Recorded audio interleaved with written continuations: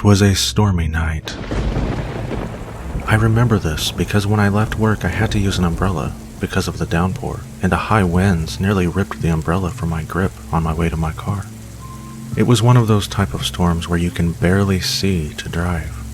The rain piling up on my window faster than the highest setting on the wipers could dispose of it. I made my way home, and after arriving in double the time it normally takes, I gathered my belongings to make my way into the house. My sister's son's school and the place where I work were going to be putting on a fundraiser for the school band program, so I had one arm full of promo and fundraising materials I needed to organize.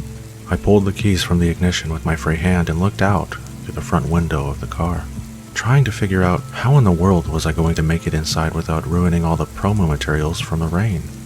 Again, I could just barely see through the pouring rain.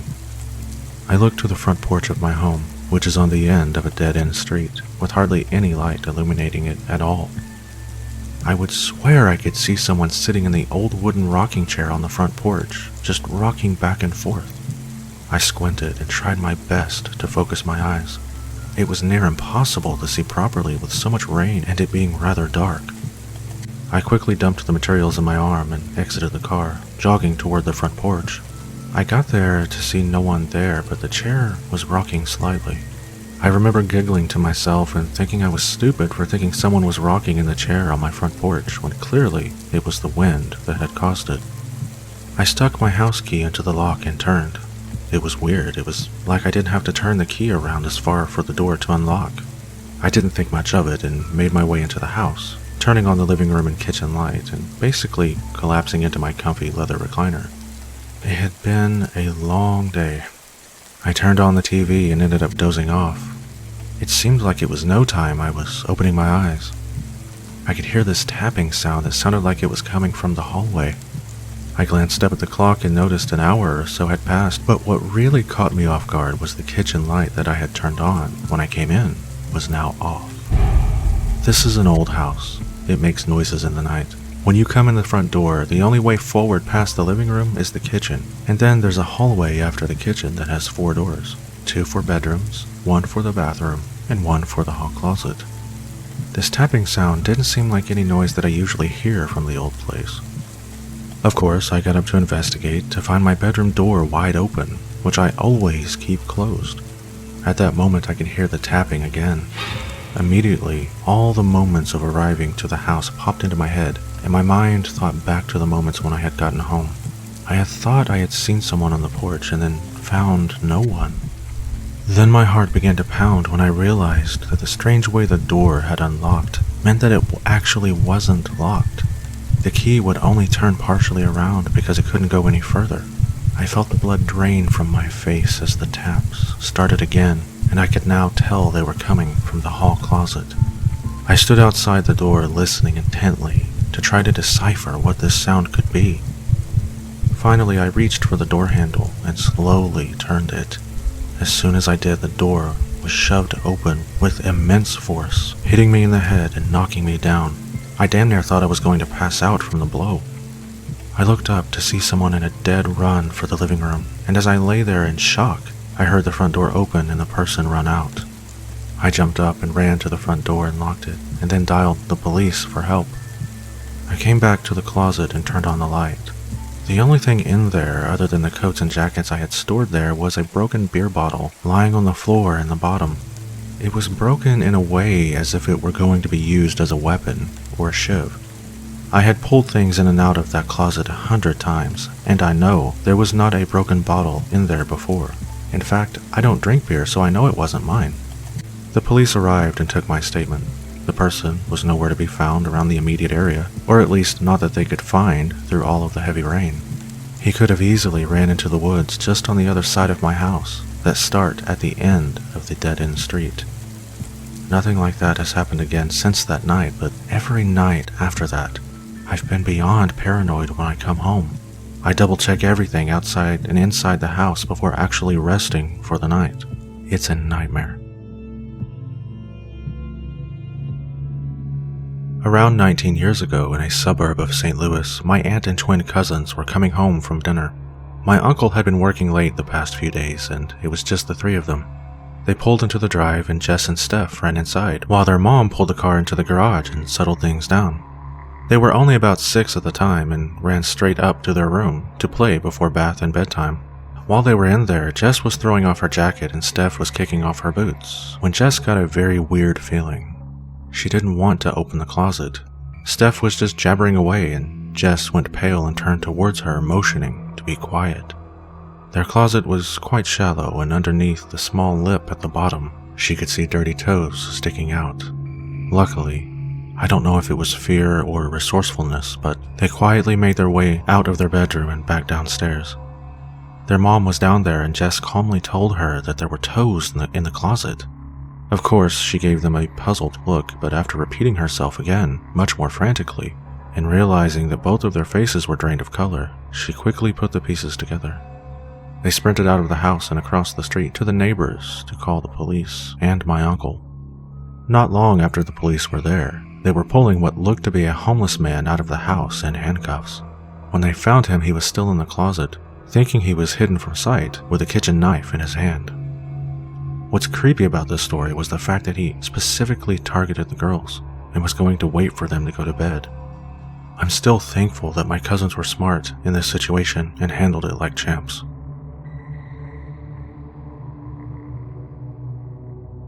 I didn't have a terrible childhood, but I didn't have a great one either. My mother was struggling to make ends meet. We lived in a really crappy 2-bedroom house.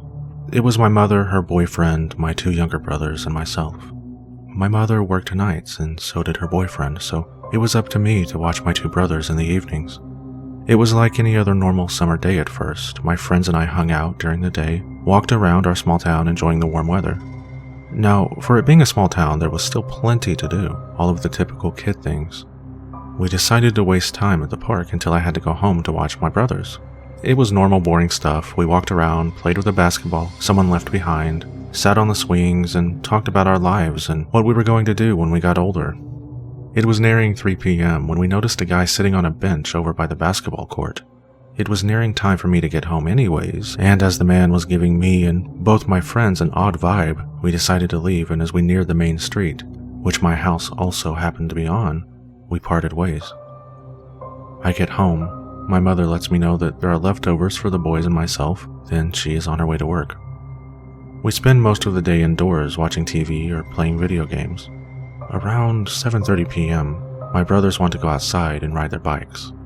It's just now getting dark, so I agree. They ride their bikes for about a half an hour. I'm sitting on the curb looking at my phone, texting my friends about how bored I am, when my youngest brother, who must have been 7 at the time, comes up to me and points over towards our house. I look just in time to see what looked to be a man walk inside. I immediately tell my brothers not to worry and continue riding their bikes, as I call my mother and let her know what just happened. She calls the police and they show up within 5 minutes, seeing as the police station is just a few blocks away. They do a full search of our home but find nothing. They speak to my mother on the phone and tell her nothing is there and it must have just been our imagination. My brothers and I went back into the house. I sat them down and turned on the TV. Time flies and I looked up to see it was already 9:30 p.m. I really had to get them to bed soon, so I head upstairs to go into our closet to get sleep clothes. All 3 of us share one bedroom, so all of our clothes are stuck in one closet. I turn on the closet light and start digging through the pile of clothes on the floor that we never got around to putting away. I hear a noise that sounds like a deep breath. Thinking it must be my imagination, I continued to pull out pajamas for my brothers. I grabbed their PJs and go to pull the string that turns off the light. Out of the corner of my eye, I see movement. I look over and see a face peering out of the large pile of clothes. The man was hiding under our clothes in my closet. He made a sudden movement and I booked it, just took off running. I could hear him struggling to get out of the clothes. I didn't stop running, down the hallway, down the stairs, knocking anything over in the process in hopes it would slow him down. I burst into the living room and grabbed my brother's arms, practically pulling them out of their sockets in my attempts to drag them from the house. We were outside and 3 blocks away before I quit dragging them behind me. I reached for my phone to call the police, but it wasn't in my pocket. I had left it on the couch. So we hoofed it. I dragged my brothers behind me in the middle of the night. They are tired, they didn't know what happened, and I didn't want to tell them. They didn't need to know. They would never want to go to their closet ever again. I got to the police station and they called our mother. They drove us home and she left work early. They did another full search, but once more, found nothing but the mess I made in my attempt to leave. No evidence, nothing. They basically told me to stop wasting their time, and they left. My mother said she believed me, but of course, I knew it was just something she would say to console me. She said I could stay the night at a friend's if I can get a hold of someone, just to make me feel better. We all went inside. My mom sent my brothers to go get cleaned up for bed, and I walked over to the couch, where I left my phone. It wasn't there, though. It was on the floor, smashed to pieces. Very obviously smashed by a hammer, seeing as the hammer is sitting right next to it. I called my mother over and showed her the mess of my phone on the ground. She walked over to our storage cabinet and pulled down the only toolbox we have. She opened it and our hammer was still inside. I didn't realize what that meant at the time, but now that I think about it, that man was in my home, in my closet, in my room, with a hammer, just waiting and hoping for me and my younger brothers to fall asleep.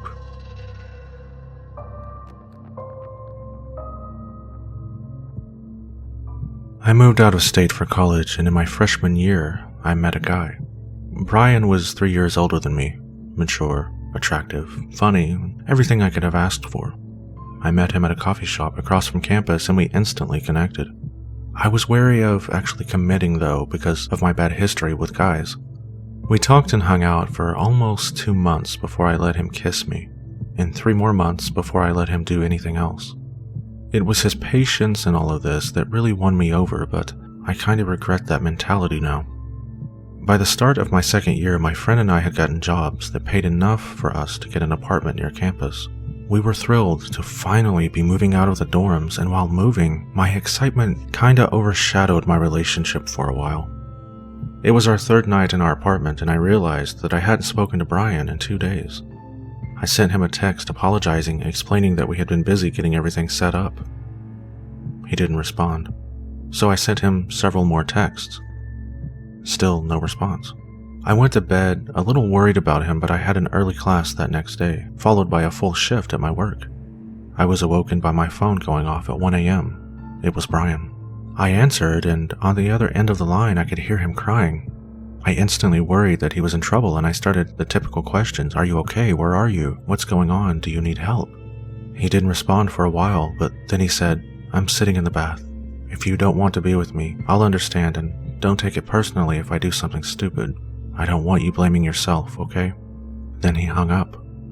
I had his roommate's number, and I immediately called him to get him to stop whatever Brian had planned. He answered, and after I told him what was going on, he went to the bathroom, where he didn't find anything. And then he went to Brian's room, where he also found nothing.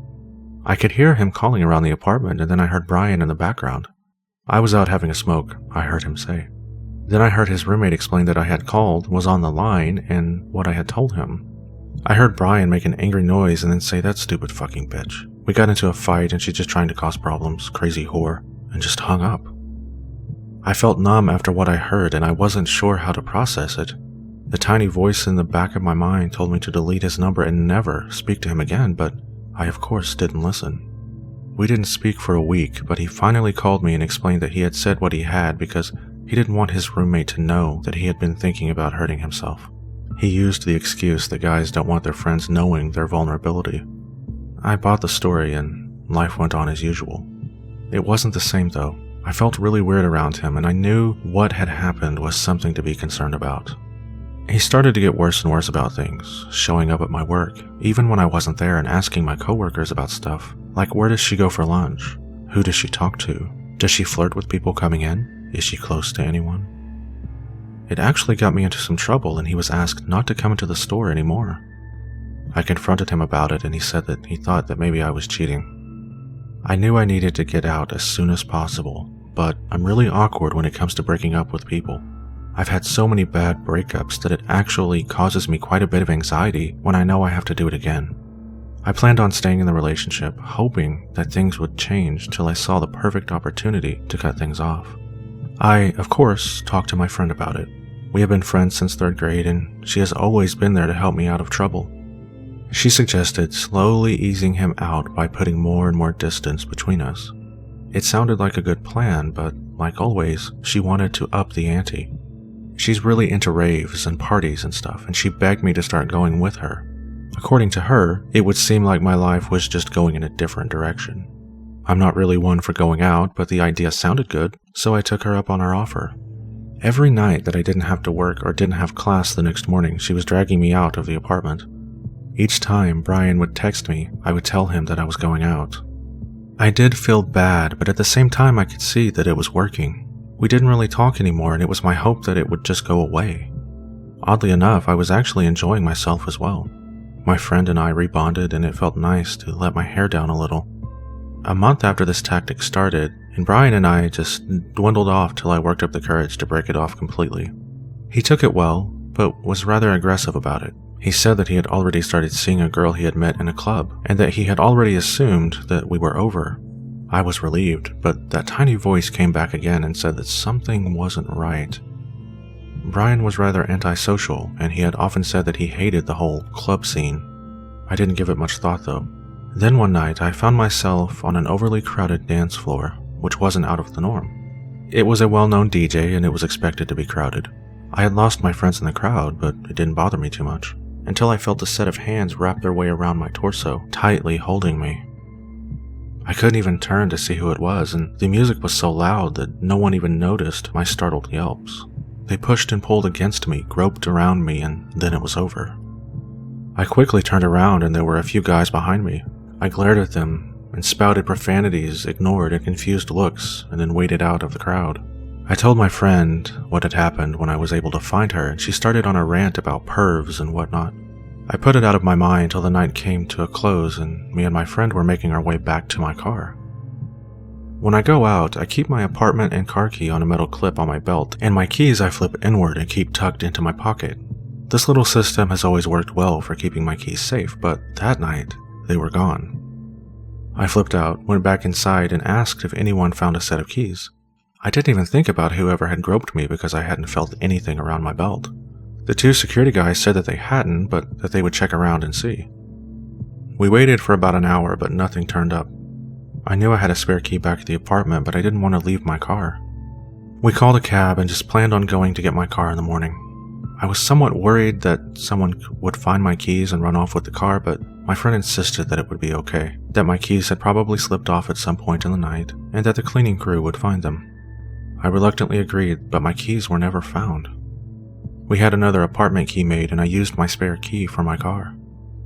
Another month went by, and I had completely put Brian out of my mind, until one night, the night I learned that friends can be chicken shit sometimes. It was pretty late, and my friend and I had just gotten back to the apartment. As always, she called first dibs on the shower, which I was fine with because I like really hot showers and always use up all the hot water. I was sitting on my bed waiting for her when this feeling of being watched started to creep over me. I wrote off the feeling and continued dicking around on my phone till my friend walked in. She was dressed in her giant wraparound towel robe toga thing, and she was drying her hair with another towel. She didn't say anything though, which was odd because she usually teases me about acid bath being all mine or something along those lines. Not this time. This time her head was tilted to one side as she dried her hair, but her movement had stopped.